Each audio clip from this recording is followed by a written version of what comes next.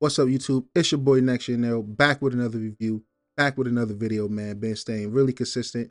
First video of February. Let's get into it, man. But before we do, I really want to say thank you to the Game Pass Daily community and my community right here on my personal channel. We've been smashing our goals. My goal last year was to hit 1,000 subscribers. We're just now hitting February, and we already 100 subscribers up from what we accomplished last year, man. Thank you for 1,100 subscribers. It really means the world to me. For the Game Pass Daily channel, if you're new here, you don't know me, go check out that channel. That's where we do our podcast at. It's an Xbox more centric channel. So please go check that out. We're at 1,700 subscribers over there. I definitely put this link in the description. If you're listening to this on the Game Pass Daily channel, guys, thank you so much for always supporting me, man. It really means the world to me. But enough of that mushy stuff. Let's get right into it. We're back with another review, and we got to talk about officially my new favorite survival horror game, and that is Silent Hill 2. It has dethroned Alan Wake 2, Dead Space Remake, and Resident Evil 4 Remake to officially become my new favorite survival horror game. This game I can just praise all day. I do have a couple critiques and criticisms, but Bloober team, you guys absolutely nailed it. I was not a fan of Bloober last game, which was the medium. I played it, I beat it. I thought it could have been better, and the whole time I was playing it, I thought to myself, these guys would be perfect to make a Silent Hill game.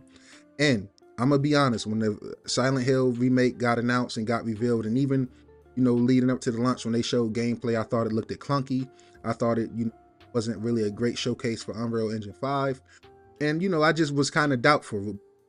But man, I love to be wrong about a game. Unlike most of these grifters out here in the YouTube gaming community, I don't want to see games fail. I don't hate on games. I don't want to see devs get fired. Now, do some devs deserve to go? Yes. Do some people deserve to lose their job when they neglect, franchises that is near and dear to people's hearts, and they just come in and neglect what made said franchises great in the first place? Abso-fucking-lutely. But I don't want every game to fail because I love gaming, and this is my favorite hobby, and it brings me peace, man. So shout out to Bloober team. I'm extremely excited for their next game. That will probably be a day one purchase for me. So yeah, that's pretty much a little background for as far as my history with Bloober. I haven't played many of their games.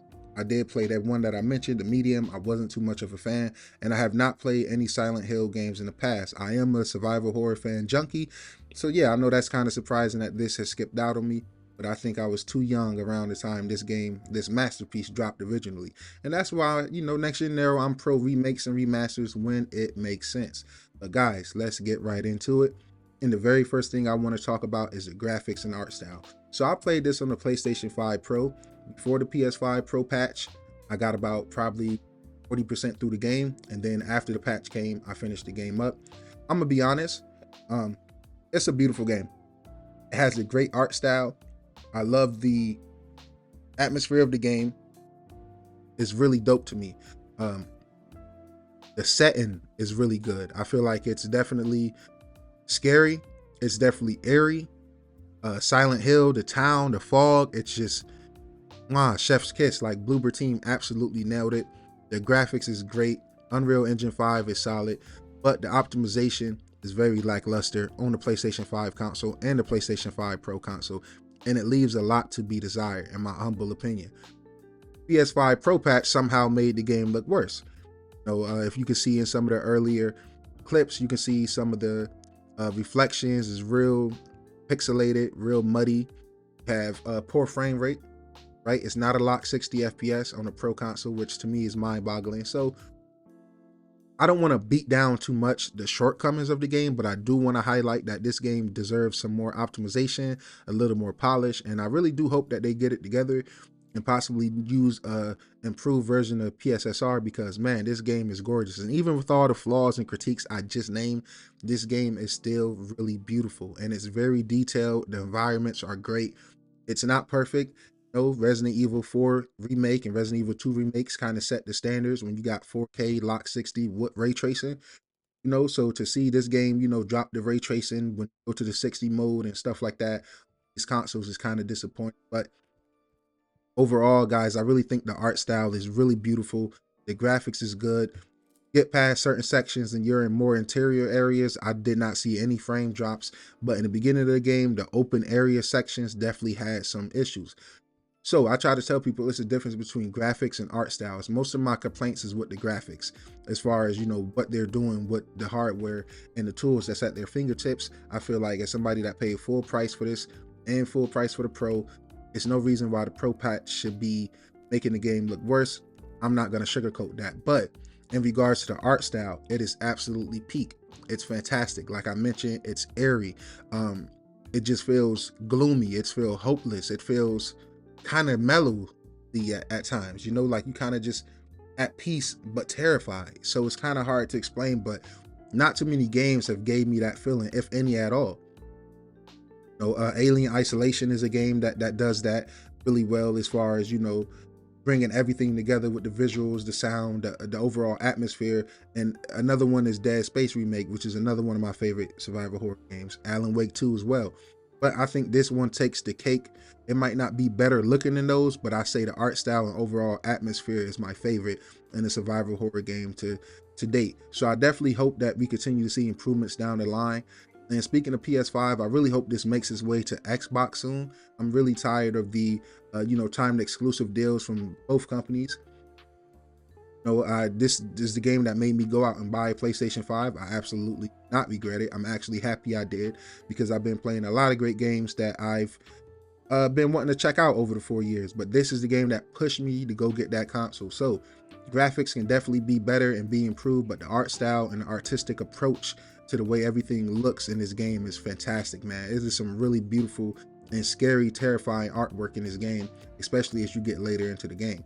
So guys, next thing I want to talk about is the combat and the gameplay loop. What you're going to be doing. Play most survival horror games, you pretty much know what you're going to be doing. You're going to be trying to survive. You're going to be trying to survive a nightmare, and the gameplay loop in this game is really fun. I liked it, the melee approach before I even got any weapons. I liked it, the feel of it, using the DualSense. It was weight behind every hit, and I really enjoyed that. I think the gunplay was really solid as well. I think the gameplay loop was fire. As far as the puzzles and stuff, really made me think outside the box, and trying to complete this game without using any guides and never playing the original game really did push me to the limit. Some nights I had to take a break. Sometimes I felt overwhelmed, and I really didn't want to look anything up, especially for my first playthrough, because I just wanted to do everything natural and see what everybody fell in love with back in the day. Because I might be wrong, but back in the day when this game came out, not everybody had access to the internet to go look up, you know, to solve these things. So I didn't want to rob myself of having to go through that. With that being said, I really did enjoy a lot of these puzzles. I enjoyed a lot of the puzzles. I enjoyed just the overall world and atmosphere. I think the world structure and design is really well done. The feeling of openness in the beginning of the game, as you explore the town, being able to break glasses, go in shops, you know, really reminded me of the open areas in the Last of Us Part 2 games, you know, being able to go check off things and go get whatever you can find as far as resources and what's being hidden in these stores and stuff like that. So I absolutely love that, before it started to get more linear and more like, you know, direct approach as we got later into the game. And I think they did that really well.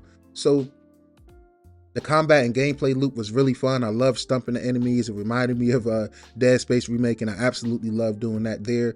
The world structure and design, I think, is really well done. The open areas, even like I said, as you get into the later areas, you know, nothing is like strictly linear. It's always something to see, a beaten path to take, a room to open, to go look.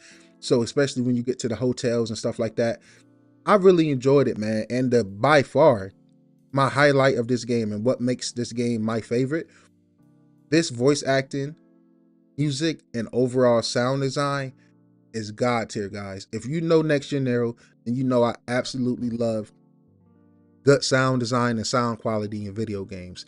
And this game has exceeded my expectations. I thought that I was spoiled by playing games like Alan Wake 2 and Dead Space Remake when it comes to the audio department. But this game right here added so much to the fear factor with the music.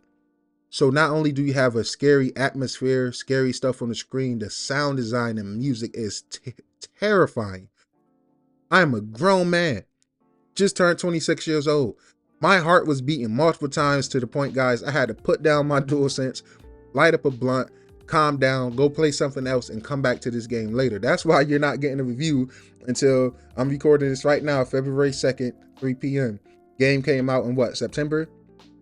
Got my PS5 in October. Had plenty of time to beat it, but man, I had to legit play this game in spurts because the audio would make my anxiety kick up.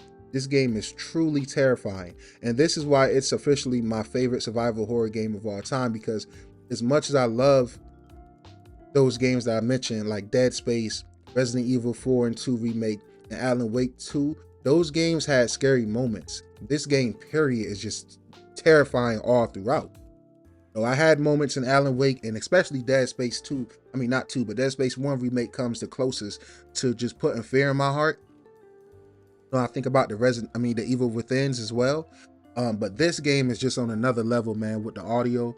They absolutely snapped. The voice actors, James, Eddie, just everybody, you know. And what I love the most about the story, and you guys know in my reviews, I don't do spoilers, but I came into this game not knowing anything about the world, James, anybody, and learning about why everybody is in Silent Hill, why they're experiencing what they're experiencing, and their and not they masters, but they're the monsters that they see, right?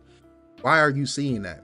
What is in your subconscious, right? And as I started to put two and two together, as I'm 10, 15 hours into the game, it just opened my eyes, because this game touched on a lot of subjects, a lot of sensitive subjects, sexual assault, bullying, suicide, killing, murder, or accidental deaths. A lot of stuff is touched on in this game, and the way they do it is very unique. And the fact that Bloober Team, a studio that I did not have any faith in, delivered me one of my official favorite horror games of all time. I know it's a remake, guys, so some people might want to discredit them, but it's a lot of games that get remade nowadays that's not, up to par. Got the fuse, Sony do remakes really good, but some games get brought up to modern. Even with this game, as much as I love it and praise it, it's not perfect, especially with the graphics and the bugs that I mentioned on the PS5, the visual critiques that I had. But overall, guys, I absolutely love this game, man.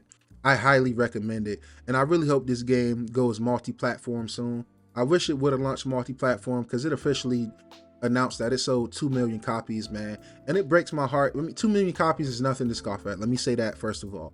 A round of applause to Bloober Team, congratulations. But when I see some of my favorite horror games of all time, like, Alan Wake 2 took forever to make a profit. Actually, to this day, I'm not sure if it turned a profit yet, right? Now granted, they didn't put that game on Steam and whatnot, so, they kind of shot themselves in the feet. But seeing some of my favorite games, that are really good games, like these are just good video games. Alan Wake 2 is a good video game, no pandering, just a great game. Didn't see the numbers and success that I wish it would have. Dead Space 1 Remake obviously didn't do too well, because they canceled the Dead Space 2 Remake that was rumored to be in the works. This game selling 2 million copies, when I'm like, yo, this should be easily be 4 or 5 million copies. But when you lock your games to certain platforms and stuff like that, cut off a big amount of buyers and stuff like that. So, it's kind of self-inflicted wounds. But man, guys, I highly recommend Silent Hill 2. If you can't tell by my voice and in this review, I'm extremely satisfied. This game is extremely heat. I want to do multiple replays, new game pluses. I want to try to get the other endings and stuff as much as possible. Try to challenge myself a bit. Man, it's been your boy NextGenNero. Thank you guys for listening and spending your time with me that you didn't have to. Hit that like button, hit that subscribe button, comment below. Guys, I want to know, what are some of your favorite survival horror games, and if it's anything you can recommend to me, I would definitely check it out and maybe even do a review, shout you out. I'll catch you guys in the next one. Peace.